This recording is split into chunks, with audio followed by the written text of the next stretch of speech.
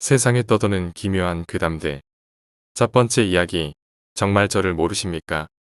경장 시절 분대장의 임무를 수행하기 위해 7사단 신교대에서 분대장 양성 교육을 받았는데 같이 교육을 받던 교육생의 친구가 겪은 일입니다. 경기도 가평에서 살던 교육생의 친구는 그늘도 어김없이 친구들과 함께 술을 많이 먹었다고 합니다. 새벽까지 술을 먹고 교육생의 친구와 나머지 2명의 친구들은 택시를 타고 집에 들어가기로 했습니다. 다행히 나머지 2명의 친구들은 교육생의 친구와 집 방향이 비슷해서 같은 택시를 타고 가기로 했습니다. 새벽이라 그런지 지나다니는 차도 없고 1시여 분이 지나서 택시 하나를 잡았습니다. 교육생 친구의 집이 가장 멀어서 제일 나중에 내려 돈 계산을 해야 했기에 교육생의 친구는 조수석에 앉고 나머지 2명은 뒷좌석에 앉았습니다.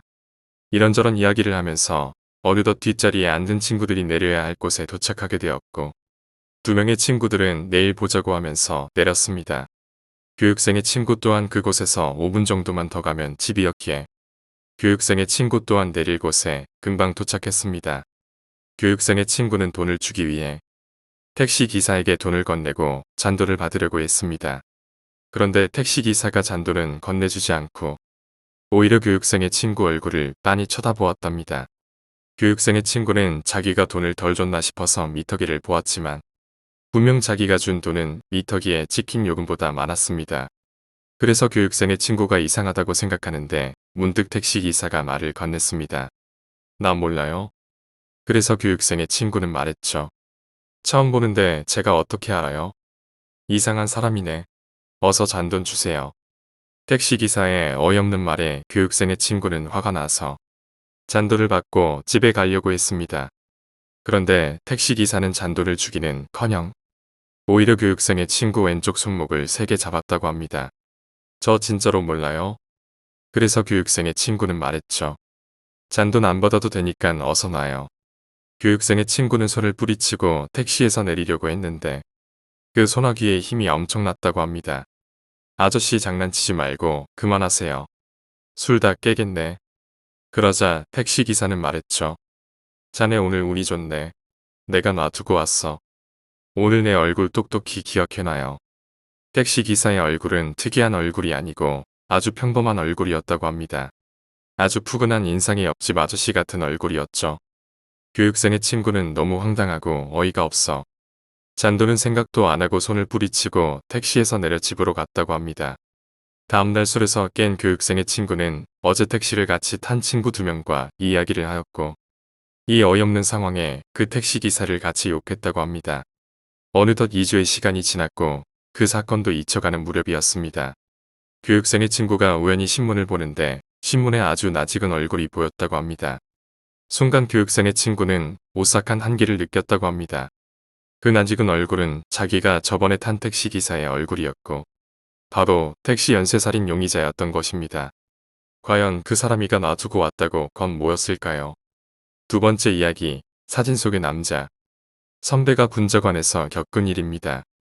1997년 당시 군자관 3층인가 4층에 락 동아리 방이 있었습니다. 오래된 건물이라 비좁은 동아리 방이지만 비교적 잘 꾸며 누워서 동아리 활동에는 큰 불편함이 없었습니다. 어느 날 남자 동아리 부원 2명이 밤새도록 술을 마시고 만취 상태로 동아리 방에서 자고 있었답니다. 그런데 새벽이 되어서 부원 A가 이상한 기척을 느끼고 잠에서 깨어났다고 합니다. 숙취로 인한 두통과 어두운 조명 때문에 잘 보이지 않았지만 옆 소파에서 자고 있던 B가 계속 다리를 들썩이고 있었던 것입니다. A는 이상하게 생각하면서 들썩이는 B의 다리를 보았는데 어둠에 눈이 적응하면서 소파에서 자고 있는 B의 다리 밑에 뭔가 보였습니다. 사람 머리였습니다. 머리가 오르락내리락 할 때마다 B의 다리가 들썩거리고 있었답니다. A는 결국 기절했고 다음날 자신이 목격한 것을 다른 사람들에게 얘기했다고 합니다. 그러나 모두들 A가 만취 상태에서 헛것을 봤다며 믿지 않았습니다. 몇 달 후에 동아리 방 청소를 하는데 캐비닛 뒤에서 먼지를 뒤집어 쓴 영정사진 같은 액자가 나왔다고 합니다. 그런데 A가 그 사진을 보더니 기겁을 하며 사진 속의 남자가 자신이 본 귀신이라고 소리를 질렀다고 합니다. 이 소동에 동아리 선배들이 몰려왔고 문제의 사진을 본 선배들은 깜짝 놀라며 사진에 대해 이야기를 해주었다고 합니다. 문제의 사진은 1년 전에 여름 방학을 이용해 등록금을 마련하고자 공사 현장에서 막노동을 하다가 사고로 죽은 동아리 부원의 영정사진이었던 것입니다. 당시 동아리에서 죽은 부원을 위해 학교에 분향소를 설치했고 영정사진은 그때 사용된 것이었습니다. 이 사진은 장례 절차가 모두 끝나면 불태워버렸어야 했는데 어쩌다 보니 장례가 모두 끝났지만 사진이 동아리 방에 방치된 것이었습니다. 원래 장례식이 끝나면 고인이 생전에 사용하던 물건과 장례용품들을 불에 태우는데 이는 고인이 저승에서도 생전에 사용하던 물건들을 잘 사용하라는 의미와 고인이 생전에 사용하던 물건의 미련을 가지고 다시 이승에 나타날 것을 예방하기 위한 것이라고 합니다. 이야기를 해준 선배도 그 사진이 캐비닛 위에 있었던지 몰랐다고 했답니다. 그런데 모두들 경황이 없고 무서워서 사진을 처리하지 못하고 있었답니다. 모두들 영정 사진을 만지는 것을 꺼려한 것입니다. 제게 이야기를 해준 선배가 당시에 단과대 학생회장이었는데 흉흉한 소문이 돌아서 자기가 직접 나서서 영정사진을 불태웠다고 합니다. 물론 사진을 태우고 나서 소문은 잠잠해졌고 별다른 일은 생기지 않았다고 합니다. 세 번째 이야기, 이상한 방문자. 평소 친하게 지내던 언니네 가서 겪은 일입니다. 언니 집은 인천 용현시장 근처로 새로 얻게 된 직장이 인천이라 자취를 시작해서 놀러 갔습니다. 며칠 신세질 작정으로 밤새 게임을 하다가 언니가 출근할 때면 잠자리에 잠들었는데 아무래도 저 혼자 있으면 무서우니까 현관문을 위아래 다 잠그고 걸쇠라고 해야 하나요? 그 걸쇠까지 걸어 놓았습니다. 그리고 안방에 들어와 문을 잠그고 침대에 누워 잠에 빠졌습니다. 헌데 얼마 못 가서 어떤 소리가 들렸습니다. 현관문을 여는 겁니다. 그리고 안에서 거는 걸쇠마저 열고 문으로 들어오는 소리를 들었습니다. 순간 저 혼자 있는데 너무 무서워졌습니다. 이불을 머리 위까지 쓴 채 벌벌 떨고 있는데 들어온 누군가가 옆방을 뒤지는 소리가 나기 시작했습니다. 이래서 안 되겠다 싶었습니다. 어떻게든 일어나서 문을 걸어 잠그고 신고를 해야겠다 싶었습니다.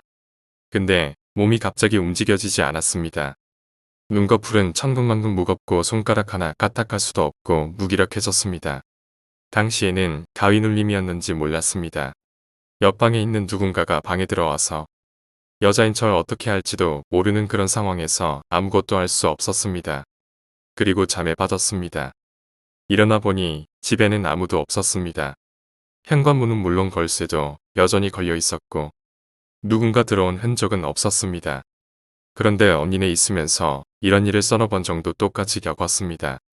겪을 때마다 현관문 2개의 자물쇠가 열리고 걸쇠까지 열리는 소리는 지금 생각해도 무섭습니다. 언니에게 말해도 언니는 제가 밤새도록 게임하다가 환청을 들은 거라며 넘겼습니다. 그리고는 집으로 돌아왔기에 언니네 겪은 일은 그것이 끝이었습니다. 그런데 두어 달 후 언니를 다시 만나 이야기하던 중에 언니가 이상한 이야기를 꺼냈습니다. 몸이 아파서 병가를 내고 낮에 집에서 쉬는데 집에 누군가 들어오려고 했다고. 그리고 몸이 가위에 눌린 것처럼 움직여지지 않았다고. 언니도 현관문 돌아가는 소리를 듣고 혼자 사니까 누가 들어오면 안 되는데 라는 생각에 가위 눌린 몸을 정말 필사적으로 풀려고 했지만 결국 잠에 빠지고 말았다고 합니다. 그러고 나서 일어나면 현관문은 여전히 잠겨 있고 누군가 침입한 흔적도 없다고 합니다. 이윽고 언니가 얼마 전에 알게 되었는데 바로 옆집이 점집이라고 합니다. 밤늦게야 퇴근하는 언니는 몰랐는데 단독주택 같은 집에 입주하여 사람들에게 점을 봐주는 곳이었다고 합니다. 아무래도 옆집을 찾아온 귀신이 집을 잘못 찾아 언니네로 찾아왔던 게 아닐까요? 오늘 이야기는 여기까지입니다. 오늘 이야기가 재미있으셨다면 구독과 좋아요, 댓글 부탁드립니다. 댓글은 저에게 큰 힘이 됩니다. 감사합니다.